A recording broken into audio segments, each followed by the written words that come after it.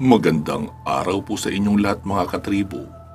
Heto na po ang pagpapatuloy ng kwento natin na tungkol sa karanasan ni Kaemo. Ipagpatuloy na natin ang kwento. Wala akong magawa kundi sumunod dahil ayoko naman siyang iwan ng mag-isa. Kinuha ko sa kanya ang bayong para hindi siya mahirapan sa pagdadala nito. Bagamat madilim, pumasok pa rin kami sa gubat. Sinundan namin ang mga bakas na naiwan ng manananggal sa lupa, puno at maging ang amoy ng hangin ay ginamit rin namin para matuntun ito. Pero hindi ako sigurado kung tama bang gawin ito. May posibilidad kasing mahulog kami sa bitag kapag pinilit naming hanapin siya sa kasulok-sulukan ng gubat na ito. Subalit nakikita ko ang pagpupursige ni Tata Dino, kaya hindi na ako umayaw pa at sinamahan na lang ito. Napakatahimik ng lugar at wala kaming marinig na ingay. Habang dahan-dahan naming tinatastas ang masukal na kakahuyan, palingalinga ako sa paligid dahil parang nararamdaman kong may nagmamasid sa amin. Totoo ngang nandito pa ang wakwak dahil may naaamoy akong umaalingasaw. Naanimoy kasing baho ng nabubulok na hasang ng isda. Iyong tipong masusuka ka kahit na nasa malayo ka pa lang. Binuntutan ko lang si Tata Dino sa likod. Palingalinga din ito sa paligid habang nakasalaksak sa bibig ang kawayan. Mabagal lang ang kanyang lakad na parang napakabigat ng mga paa. Medyo nakayuko rin ang ulo nito at minsay tumitingala, saka napapalingon tuwing may napapansing mahinang kaluskos sa paligid. Ilang metro na rin siguro ang nalalakad namin mula sa bukana ng gubat, ngunit hindi pa namin natatagpuan ang manananggal. Masyado itong maingat at nagawang itago ang sarili kahit sa mga punong maliliit. Gayunpaman, kahit ano pang husay nito magtago, hindi pa rin ito nakaligtas sa matalas na pandama ni Tata Dino. Nang mapansin niya itong nakatago sa isang puno ng waling-waling, na animoy malaking langkang nakasabit sa maliit na sanga. Tila nakatiwarik itong paniki sa sanga, habang nakatakip ang maitim nitong mga pakpak sa katawan. Tanging ang madilim nitong mukha at mapulang mga mata ang nakamasid sa amin. Inakala ko pa nga na baka gamu-gamu lang ang nakikita ko dahil nakalutang lang ang mga mata nito na parang bilog na orb. Sinabihan ako ni Tata Dino na huwag magpapahalatang nakita na namin siya para hindi ito makawala. Dahan-dahan lang kaming naglakad at kunwaring palingalinga pa rin sa mga puno sa paligid. Pagdating namin sa mismong kinaroroonan nito, ay biglang hinipan ito ni Tata Dino ng isang munggo. Napaungol sa sakit ang wakwak at nahulog sa puno. Para itong manok na pakahig-gahig sa lupa nang paikot-ikot matapos magilitan ng leeg. Nilapitan ito ni Tata Dino para tapusin, subalit tumayo ang wakwak at bigla nitong sinunggaban si Tata Dino. Pero nakailag naman ang matanda, kaya tumagos ang manananggal papunta sa akin. Nagulat man, nagawa ko pa rin siyang ihipan ng tigalpo at tumumba uli ang manananggal. Gumapang pa ito para tumakas, subalit tinira ito ni Tata Dino sa likod, kaya napahiyaw sa sakit ang manananggal na iyon. Tumihaya ito at tumingin sa amin ni Tata Dino. Nanlilisik ang kanyang mga mata habang nakatitig sa amin. Hinugot ni Tata Dino ang punyal sa kanyang likuran at nakahanda na sanang saksakin ang wakwak. Subalit tinabig nito ng pakpak ang albularyo. Napasigaw si Tata Dino nang tumilapon siya sa puno. Bumagsak ang katawan niya pababa at napaupo sa lupa. Nag-alala kaagad ako. Tinakbo ko ito pero hinarangan ako ng manananggal na mabilis naka-recover. Pambihira, ang tibay pala ng isang ito. Paano naman ito mapapatay kung ganito kalakas ang resistensya niya? Wika ko pa sa sarili. Nag-isip ako ng paraan kung paano malulusutan ang wakwak. Nakalutang ito sa lupa na mga nasa 6 na talampakan habang kumakawag ang kanyang mga pakpak na sinusubukang bulagin ako sa pamamagitan ng mga buhangin sa paligid. Lumipad patungo sa akin ang mga dahon at maliliit na alikabok sa lupa, kaya tinakpan ko ang mukha ko para hindi ako mapuwing. Sinubukan kong tumakbo sa kanan, subalit hinarangan ako ng wakwak. Napansin kong nahihirapan gumalaw si Tata Dino sa pinsalang natamo, kaya mas lalo akong nag-alala sa kalagayan niya. Tumingin ako sa paligid para maghanap ng maibabato sa manananggal at nakita ko ang punyal ni Tata Dino na nakalapag sa ilalim ng manananggal. Tumingin ako sa balahurang wakwak at tumingin muli sa punyal. Napansin niyang nakatingin ako rito, kaya ngumisi ito ng nakakaloko para lang asarin ako.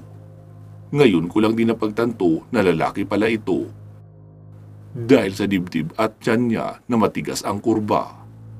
Akala ko pa naman ay babae ito, kaya hindi nakakapagtakang malakas ito. Balak mo bang kunin ang patpating sandata ng iyong guro? Ala sige, kunin mo lang. Hahayaan kitang makuha ito. Ngunit sinisigurado ko sa iyong mamamatay ka kapag nakalapit ka rito. Pang-aasar pa ng wakwak sa akin. Huwag kang magpapalinlang sa kanya, iho. Tumakas ka na habang may oras ka pa. Nahihirapang sigaw pa ni Tata Dino, kaya naawa ako sa kanya. Narinig mo ba ang sinabi niya? Tumakas ka na raw habang kaya mo pa. At iiwan mo na sa akin ang matandang ito. Ako na ang bahala sa kanya. Ipapadala ko na lang sa iyo ang ulo niya mamayang umaga. Wika pa ng manananggal, sabay tawa, na mala Romy Diaz ang datingan, kaya mas lalo akong naasar, pero hindi lang ako nagpahalata. Tulad ng sinabi ni Tata Dino, ay taktika niya lang ito para lituhin ako, at kapag nagpadala ako sa pang-aasar niya, ay doon niya na ako susugurin. Kaya sa halip na mapikon, ay nginitian ko lang ang manananggal at inasar din ito. Hoy, pangit! Ba't ayaw mong sumugod ha? Natatakot ka ba sa akin? Biglang lumiit ang mga mata ng wakwak. Halatang napikon ito. Napangiti naman si Tata Dino sa sinabi ko, ngunit hindi pa rin ito makagalaw at nanatiling nakasandig sa puno. Mukhang malala talaga ang pinsala niya, kaya kailangan ko magmadali para maiuwi na ito. Ano pangit? Hindi ka ba susugod? Mananatili ka na lang ba dyan dahil natatakot ka? Pang-aasar kong muli dito. Dito na siya mas lalo pang nagalit. Naghintay ako ng pagkakataong ikawag niya ang mga pakpak bago ako umatake. Kinawag-kawag niya ang mga pakpak, kaya sumambulat sa akin ang makapal na alikabok. Natakpan ako nito, kaya bahagyang nabalot ng alikabok ang paligid. Ito na ang pagkakataon kong lumusot sa manananggal. Habang malabo pa ang paningin, ay tumakbo ako ng mabilis papunta sa kanya. Nagulat ito nang tumagos ako sa makapal na alikabok. Sinubukan niya akong dagitin, ngunit nagpa-slide ako at dinampot ang punyal sa ilalim. Napahiyaw sa sakit ang manananggal nang itara ko sa likod niya ang patalim. Lilipad na sana ito papalayo, subalit nakatalon ako at sumampa sa likuran niya. Umangat kami sa ere habang kinakawag ng wakwak ang kanyang pakpak at hinigpitan ko palalo ang pagkapit sa likuran niya. Medyo nahilo ako nang magpaikot-ikot ito sa ere tapos nagtataas baba. Sinusubukan niya rin ibangga ang sarili sa mga sanga ng puno para ilaglag ako. Pero hindi pa rin siya nagtagumpay na mailaglag ako. Habang patuloy kaming pasirko-sirko sa ere, ay pinipilit ko namang abutin ang punyal sa likod niya. Nahihirapan akong kunin ito dahil masyado siyang malikot. Kamuntikan pa nga akong malaglag, nang ma-slide ang kaliwang kamay ko na nakahawak sa kanyang balikat. Gayunpaman, nakakapit ako sa isang pakpak niya. Kaya safe pa rin ako, pero napatagilid ang wakwak nang makadama ito ng hapdi. Ang sugat niya yata ang nahawakan ko, kaya umaray ito sa sakit. Patagilid na lumilipad sa ere ang manananggal habang nakalambitin ako sa pakpak niya. Tinusok niya ako ng kuko, pero nakailag ako at pinisil ang sugat niya, kaya umaray naman ito sa sakit. Napansin ko ang punyal na nakabaon pa rin sa ibabang parte ng likuran ng wakwak. Inabot ko uli ito, subalit kumakawag-kawag ang pakpak niya. Napansin niya siguro iyong ginagawa ko, kaya sinubukan niya uli akong ilaglag. Subalit mas lalo pa akong kumapit ng mahigpit. "Hayop ka! Bitawan mo ako! Lapastangan kang bata ka!" Gigil na galit pa ng wakwak dahil pinisil-pisil ko ng malakas ang dibdib niya, lalo na iyong bahagi na may malaking munggo. Napasigaw ng malakas ang manananggal nang maabot ko ang punyal at hinugot ito sa kanyang likod. Tinabig niya ako ng kamay, subalit naiyuko ko ang ulo. Tapos sinaksak siya sa braso. Alumpihit na napasigaw ang wakwak. Unti-unting bumabagal ang paglipad nito habang tumatagas ang malagit na likido nito papunta sa mukha ko. Hinayaan ko lang iyon at hinugot muli ang patalim. Tapos itinarak ko naman sa batok niya. Doon na nanghina ng tuluyan ang manananggal. Mahinang napaungol ito kasabay ng pagbagsak niya pababa. Nawalan na ito ng kontrol sa paglipad, kaya nataranta ako at hindi alam ang gagawin kung tatalon ba o hahayaan na lang na bumangga kami sa puno. "Hayop! Bakit sa puno ka naglanding?" Sigaw ko pa nang bumulusok kami pa ibaba. Bumangga sa malaking puno ang manananggal, kaya napabitaw ako sa kanya at naunang bumagsak sa ibaba. Napapikit ako sa takot. Pihadong bali-bali ang mga buto ko kapag lumapat na ako sa ibaba. Subalit nagulat ako nang isang matitigas na braso ang sumalo sa akin. Napadilat agad ako ng mga mata at nakita si Agum na matikas na nakatayo sa lupa. Isang braso niya lang ang pinangsalo niya sa akin, kaya medyo nasaktan pa rin ako. "Agum naman! Ganyan mo ba ako kontratuhin?" Wika ako pa, sabay hinampas ko siya sa braso. Subalit hindi ito nagsalita at maya-maya lang ay nahulog na rin ang manananggal at pati haya itong lumagapak sa lupa. Ibinaba kagad ako ni Agum nang tinapik ko ang braso niya. Lumapit ako sa naghihingalong wakwak, ngunit tinitigan niya lang ako ng masama. Kahit anong subok nitong tumakas ay hindi na kaya ng katawan niya na gumalaw. Binunot ko ang punyal at bumulwak ang dugo sa bibig at leeg ng wakwak. Tumagas ang maruming dugo nito na may pagkakulay brown at itim. Pero nagtataka ako dahil mas lalong lumaki ang sugat nito habang may puting usok na lumalabas dito. "Anong nangyayari sa kanya, Agum?" Pagtataka ko pa. "Dahil yan sa punyal na itinarak mo sa kanya. Sinusunog nito ang laman niya sa katawan hanggang sa ito ay matunaw at maging abo. Mukhang may kakaibang hiwaga ang punyal na yan, Emong. Ayon sa natatandaan ko, gumamit ng apoy na mula sa bulkan ang mga albularyo. Ang mga albularyo noon para tunawin ang isang bagay at gawing sandata. Tinatawag itong balaraw noong unang panahon at nakalikha sila ng malakas na sandata laban sa naiibang mga nilalang na naghahasik ng kaguluhan sa daigdig ng mga tao. Subalit bihira ka na lang ngayon makakita ng katulad niyan." Mahabang paliwanag pa ni Agum. "Kaya pala kakaiba ang pakiramdam ko noong una kong mahawakan ang bagay na to. Parang may kuryenteng dumadaloy sa ugat ko eh. At gumaan rin ang pakiramdam ko." Sambit ko habang nakatitig sa mahiwagang punyal ni Tata Dino. "Magbabayad ka, bata! Magbabayad ka! Hindi titigil ang mga kauri ko para hanapin ka!" Naghihingalong sigaw pa ng manananggal. Sa kabila ng kanyang kalagayan ay nakuha pa nitong magbanta. Napakatalas ng titig nito sa akin at kay Agum habang nagsisimulang manginig ang kanyang mga labi. At ilang sandali pa ay bumulwak na ang maraming dugo sa bibig nito. Napatakip ako sa baho nito. Tumitirik ang mga mata niya habang sumusuka ng dugo. At hindi nagtagal ay tinakasan na ito ng hininga.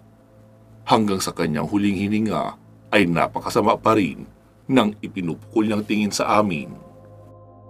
Unti-unting umusok ang kanyang katawan, pagkatapos ay tuluyan na itong nilamon ng malaking apoy hanggang sa maging abo at tinangay ng hangin.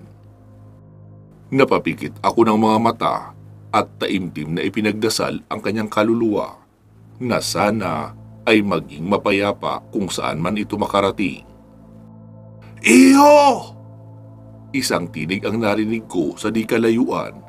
Dumilat ako at laking tuwa nang makita si Tata Dino na papalapit sa kinaroroonan ko. Hindi ko rin namalayan na naglaho na pala sa tabi ko si Agum at ako na lang ang naiwan sa lugar. Mukhang umalis na ito bago pa dumating si Tata Dino. Napansin kong hindi na namumula ang kanyang mukha at ang pinsala niya sa braso ay medyo naghilom na rin. Kumusta po ang kalagayan niyo, Amang? Nag-aalalang tanong ko pa. Eto, ayos na. Ikaw ba? Ayos ka lang? May masakit ba sa'yo? Halika, gagamutin kita.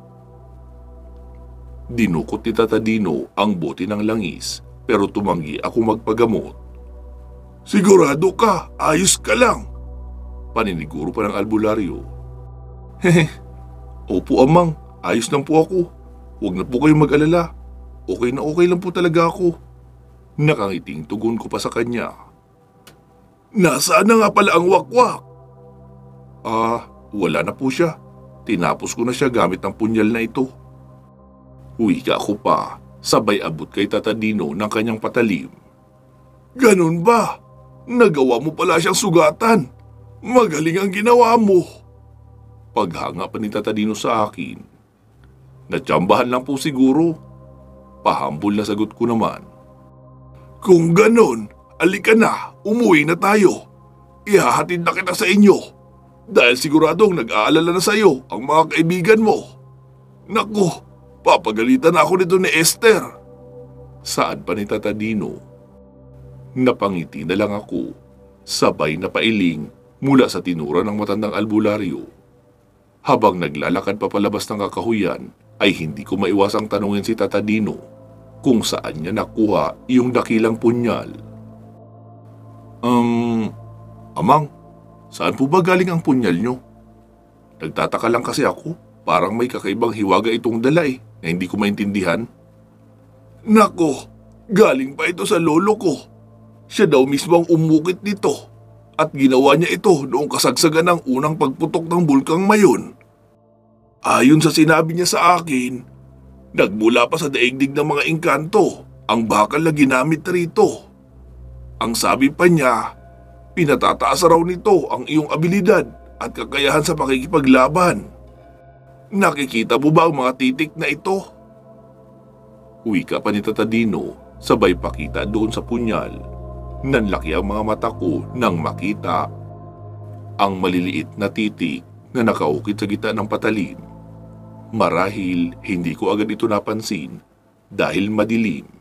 Pero ngayon ay namangha ako sa mga nakasulat dito.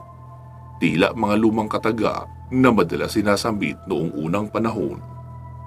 Mga baybayin po ba ito, Amang? Tama ka, iho. At ang nakasulat rito ay isang orasyon na madalas sambitin ng aking lolo.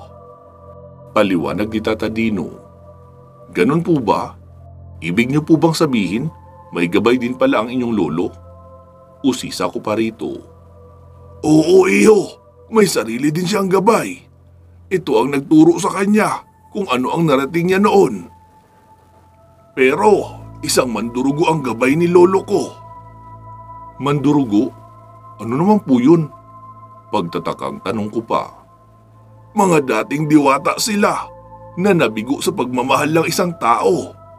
Ang maamo at magandang mukha nila ay napapalitan ng mabangis at mabalasik na itsura dahil lamang sa isang pangakong hindi natupad. Ang pag-ibig ng mga diwata ay walang kasing tamis at walang hanggan. Ngunit kapag sila ay niloko, sila ay magiging mandurugo at makakalika ka ng isang halimaw na siya ring papatay sa iyo balang araw. Mahabang pagsasaad ni Tata Dino. Napalunok ako ng laway nang maalala ko si Amaya. Naalala kong isa pala siyang divina. Babae siya at baka maisipan niya ring magbago ng anyo kapag nabigo ko siya. Naisip ko tuloy na paano na lang kung naging mandurugo ito. Baka katayin ako nito at pagpira-pirasuhin kapag nagkamali ako. Subalit sa sobrang bait naman ni Amaya, ay imposibleng sakupin ito ng kadiliman. Malabong pumanig ito sa kasamaan, gayong sumumpa siya na ipaglalaban ang kabutihan at pananatilihin ang kaayusan ng mundo. Saan po nagmula ang wakwak na yun, Amang? Bakit mas pinili nitong dumayo sa lugar nyo? Tanong ko bigla kay Tata Dino. Nakalabas na kami ng gubat at tinatahak na namin ang daan papauwi sa bahay. Tahimik at walang katao-tao sa labas. Lahat ng mga bintana at pinto ay sarado na. Sa pantahak ko, mag-aalauna na yata ng hating gabi dahil malamig na ang hangin na yumayakap at nanunuot sa aming balat. Sa tingin ko ay taga-Kalibo pa ang isang yon. Lumipat lang dito dahil marami na ang tumutugis sa kanila doon. Ganun po ba? Buti mag-isa lang siya na pumunta dito. Kung may kasama pa yun, malamang napalaban tayo ng husto. Nakangiting wika ko pa. Nandyan ka naman eh. Kayang-kaya mo naman sila dahil naniniwala ako sa kakayahan mo. Natahimik ako sa sinabi ng albularyo. Malaki pala talaga ang tiwala nito sa akin kahit bata lang ako. Hindi ko maintindihan kung bakit. Pero bigla tuloy gumaan ang pakiramdam ko sa mga sinabi niya. Ngumiti si Tata Dino nang mapansing tahimik lang ako. Tapos ginulo niya ang buhok ko. Hindi na ako nagtaka dahil hindi na rin ito bago sa akin. Madali lang akong makasundo ng matatanda. Pero sa estado namin ni Tata Dino ay parang higit pa kami sa magkaibigan. Parang higit pa roon ang aming turingan. Kung pagmamasdan mo kami sa malayo, para kaming maglolo. Sa loob lang ng maikling panahon ay close na agad kami sa isa't isa. Hindi ko man lang natanong kung bakit siya ganito sa akin. Nahihiya rin kasi akong tanungin ito. Akala ko po kung ano nang nangyari sa inyo. Natakot talaga ako kanina noong hindi na kayo gumalaw. Saan ko pa? Huwag mo akong alalahanin, iho. Konting pinsala lang naman ang nakuha ko. Magaling yung wakwak dahil hindi ko napansin na magagawa niya sa akin ang bagay na ito. Mahusay siyang manlinlang. Kaya nakapagbigay siya ng pasakit sa akin. Alam mo, siya pa lang ang nakagawa dito sa akin. Ni minsan ay hindi pa ako napinsala ng kalaban. Pero siya, hindi lang isa, kundi baka higit pa ang magagawa niya kung hindi mo lang siya napabagsak. Saan po ba galing yung langis na dala niyo, Tata Dino? Tanong ko naman. Dinukot niya ang maliit na bote mula sa bulsa. Nakuha ko ito sa kaibigan ko rin na isang albularyo. Noong minsang dumayo ako sa bayan niya sa Siquijor. Sa Siquijor ho? Hindi po ba ang sabi-sabi maraming makukulam na nakatira roon? Oo, tama ka. At marami rin namang alagad ng liwanag ang nakatira roon. Tuwing mahal na araw, nagtatago sila ng 3 araw sa loob ng kuweba at gumagawa ng sumpa at kung ano-anong gamot. Matapos ng 3 araw ay pinaghahati-hatian nila ang kanilang ginawa at ito ang ginagamit nilang gamot sa iba't ibang uri ng sakit at mga kulam. Tata Dino, ano po yung sumpa? Curious na tanong ko pa. Isa yung klase ng gamot. Tulad nitong boteng hawak ko. Ang langis na ito ay galing doon sa niluto nilang sumpa.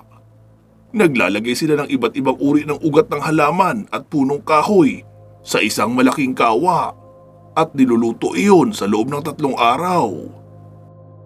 Sa huling mga araw ay kakatas ang mantika nito at iyon ang kinukuha nila. Oorasyonan sa kalalagyan muli ng mga ugat mula sa pinaglutuan bago ilagay sa bote. Isa lamang itong karaniwang langis noong binigay sa akin ng kaibigan ko. Ngunit nilagyan ko ito ng panangga laban sa mga masasamang elemento. Pasensya ka na po, Amang.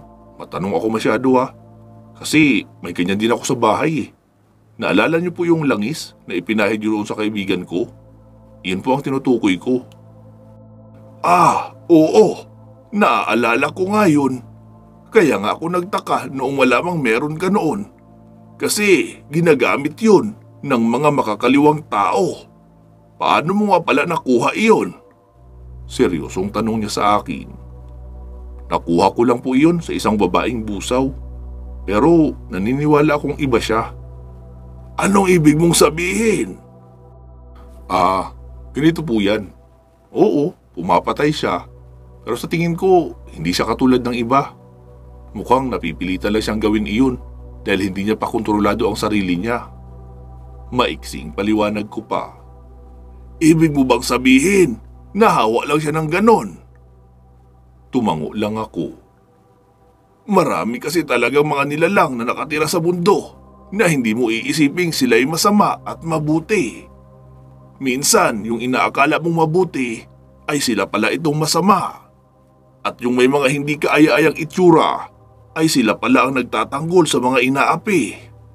Kaya kung duda ka o may pag-aalinlangan sa isang bagay, tanungin mo ang iyong puso dahil kadalasan ito lamang ang nakakaalam ng sagot. Hindi lang sa pisikal na anyo makikita ang ugali ng tao, kundi ang nilalaman na rin ng kalooban nito.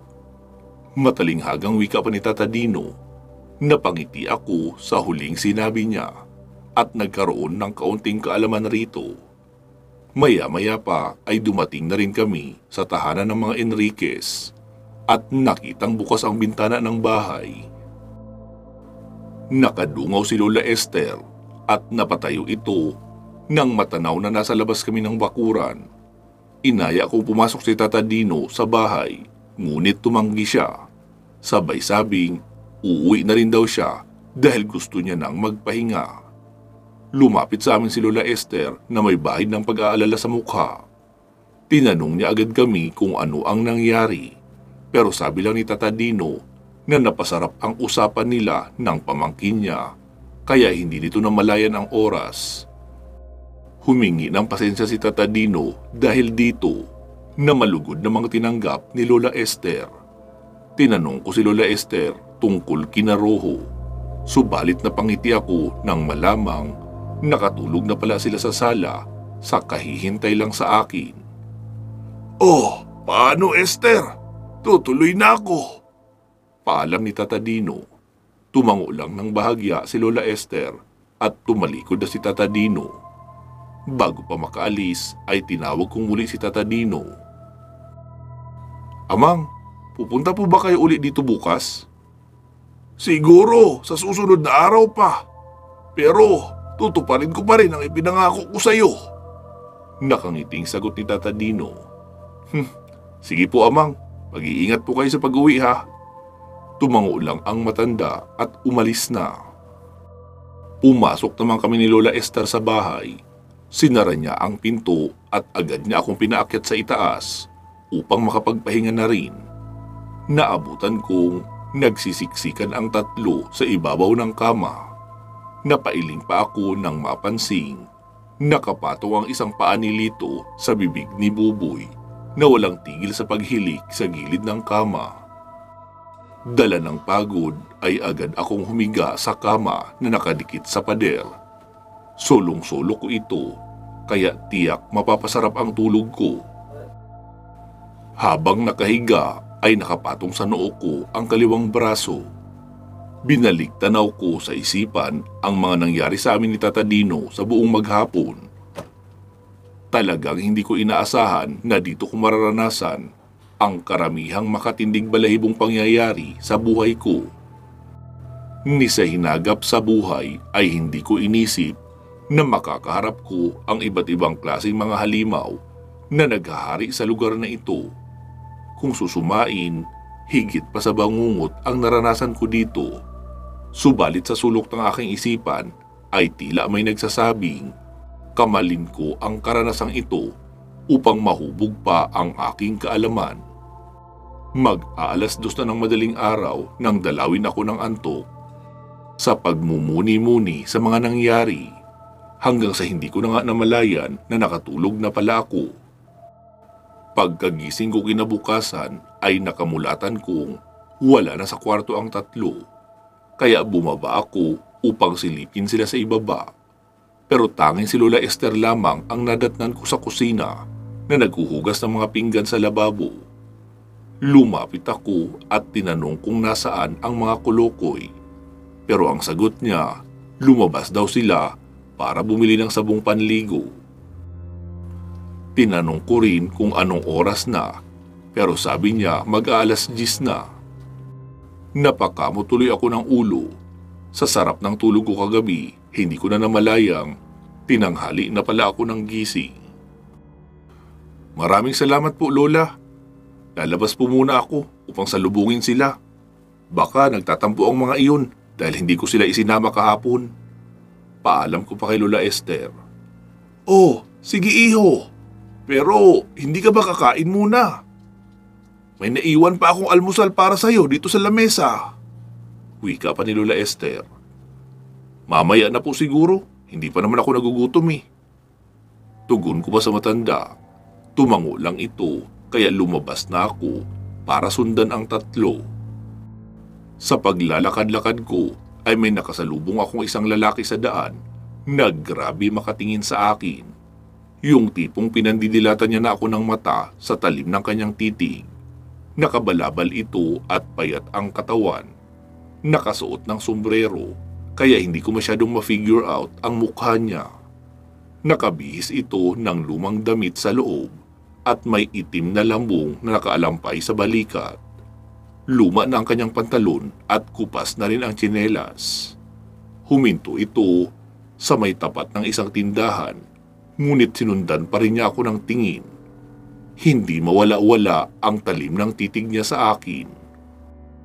Para tuloy akong may atraso sa kanya o kaya may utang. Sa paraan ng mga pagtitig niya sa akin, gayon pa man, hindi ko na ito pinansin at nagpatuloy lang sa paglalakad sa kalye. Pagsapit ko sa tindahan nila Aling Kuring, ay natanaw kong nakatambay sa labas ang tatlong mokong at nakita ko na parang dumidiskarte si Rojo sa masungit na anak ni Aling Kuring dahil nakangiti ito habang nakatungo ang ulo sa tindahan. Tinawag ko sila sa malayo bago lumapit. Hoy! Mga ungas! Sigaw ko pa. Napalingon agad si Rojo. Uy! Mabuti at gising ka na, Emong! Bulalas pa ni Buboy. Bakit? Hinihiling mo ba na hindi na ako magising? Pabalang na sagot ko pa. Grabe naman to. Wala naman akong iniisip na ganun, no? Nakapamewang na paglilinaw pa ni Buboy. Akala ko ba bibili lang kayo ng sabon? Ba't ang tagal nyo? Tanong ko pa kay Rojo. Alam mo na. Sabat naman ni Lito. Tapos nginuso nito ang tindahan. Kaya sumilip ako sa loob at nakitang bahagyang napaurong ang dalagitang si Ana dahil sa hiya. Napangiti naman si Rojo na mukhang kinikilig pa. Kaya pala ang tagal nyo eh. Tumingin ako sa tindahan pero nawala na ang babae. Mukhang nahiya na ito ng tuluyan. Ngunit nakakapagtakang hindi malang nito tinaboy si Rojo. Gayong noong huli ay nag-iwan ito ng banta sa amin na wag na kaming lalapit sa tindahan nila. Ano kaya ang nakain nito at biglang nagbago ang ugali? Bulong ko pa sa isip. Medyo kaduda-duda kasi ang mahiwagang pagbabago ng dalagita.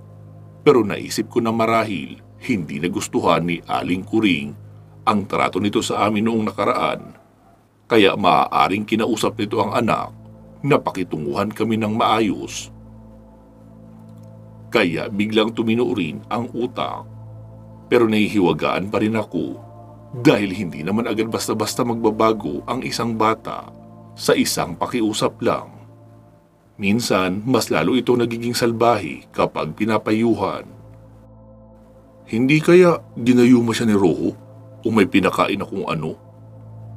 Isa lamang ito sa naglalaro sa aking isipan.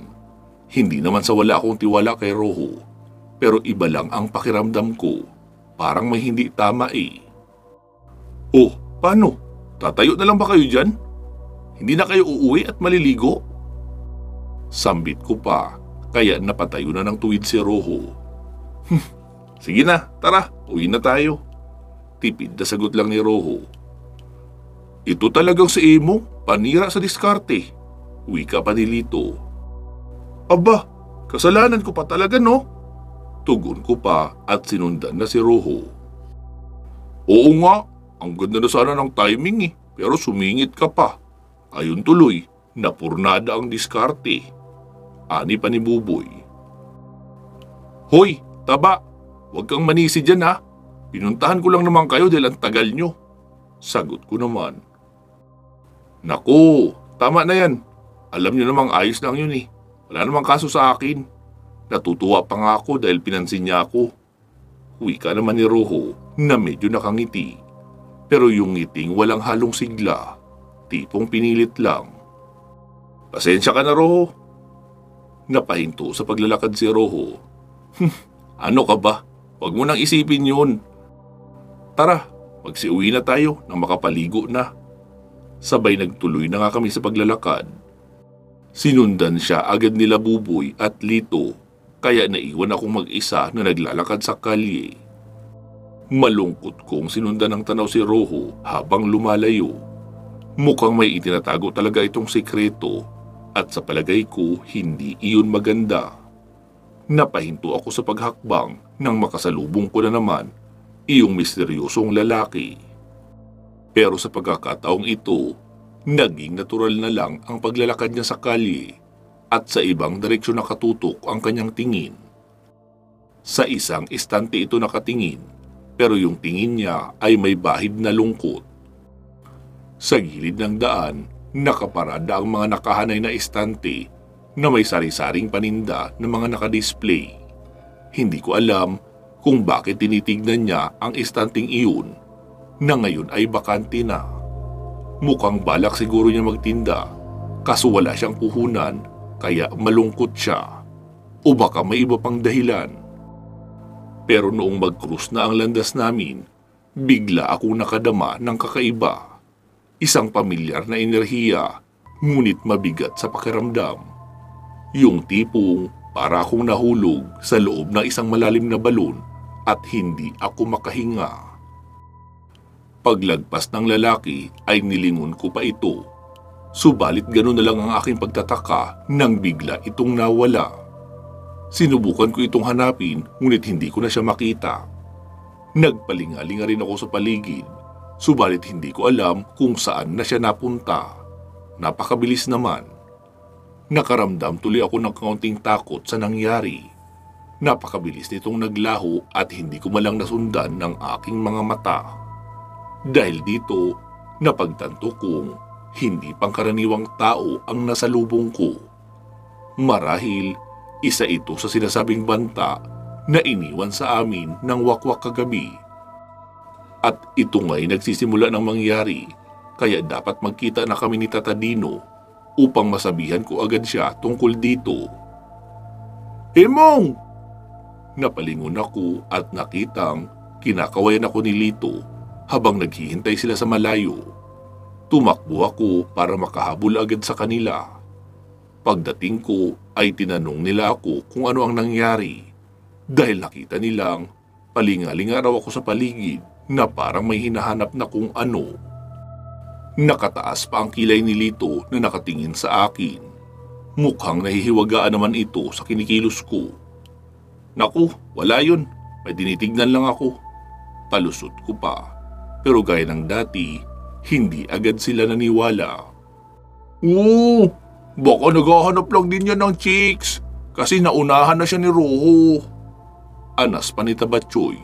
Nainis ako sa sinabi niya pero pinigilan ko lang ang sarili ko dahil may importante akong dapat gawin. Humarap ako kay Roho. Roho, alam mo ba kung saan nakatira si Tata Dino? Kumunot naman agad ang noo nito sa tanong ko. Bakit mo siya hinahanap? Di ba magkasama nga lang kayo kagabi? Nagtatakang tanong pa nito. Kasi may gusto lang akong isauli sa kanya. Nakalimutan kong ibigay kagabi Baka kailanganin niya ngayon, kaya ibibigay ko sana. Pagsisinungaling ko pa. At ano naman yun? Nakataas kilay na tanong pa ni Lito. Ano lang, yun langis, may pinahiram niya sa akin. Baka kailanganin niya yun sa panggagamot langis lang ba talaga? Medyo sarkastiko pang sagot ni Buboy. Oo nga, bakit ba kasi ang dami niyo pang tanong? Magsisinungaling pa ba ako? Naiinis na ako noon dahil masyadong mapanuri ang mga tingin na ipinupukol sa akin ni Buboy at Lito. Nagtatanong lang nagagalit na agad. Sabi pa ni Buboy na may halong pang-aasar. Nasabi ko tuloy sa sarili ko na kapag hindi ito tumigil ay papatulan ko na talaga. Sige, sasamahan kita. Malapit lang naman yun dito. Pero idaan muna natin itong mga sabon sa bahay para makapagpaalam na rin tayo kay Lola. Tumango lang ako bilang pagsang-ayon. Lumakad na kami pauwi ng bahay. Hinabol kami ni Lito at Buboy. Uy, sama din kami. Taghoy pa ni Lito nang maabutan kami. Huwag na kayong sumama. Sandali lang naman kami doon Babalik din kami agad. Sagot ko naman. Nairita si Lito. Sus, ganyan rin ang sinabi mo kahapon Pero ang tagal mong nakabalik. Napasarap nga kasi ang usapan ng asawa ng pasyente ni Tata Dino. Kaya gabi na kami umuwi. Palusot kong muli. Palusot na naman. Mahinang sabi pa ni Buboy. Subalit hindi ito nakaligtas sa matalas na pandinig ko. Hindi na ako nakatiis at kinumpronta ko na siya para matapos na. Ano ba talaga problema mo sa akin, Taba? Wika ko pa, sabay kinuwelyuhan siya sa damit. Napuno na talaga ako sa kaangasan nito. Akma sanang lilipad na ang kamao ko, subalit naawat naman kami ni Roho at Lito. Pumagitna si Roho sa amin habang si Lito naman ay hinila ako papalayo. Matapos mapaghiwalay ay dinala ako ni Lito sa isang tabi. Tapos may sinabi siya sa akin na agad kong ikinagulat at nakaramdam ng guilty. Alam mo ba, Emong, na si Buboy ang pinakamatagal na tulog sa amin? Hinihintay ka kasi niya na dumating. Nag-aalala daw kasi siya sa'yo. Siya pa nga ang nagsabi sa amin na magpuyat na lang daw kami para hintayin ka. Tapos inabot na kami ng siyam-siyam sa paghihintay sa'yo hanggang sa nakatulog na lang kami.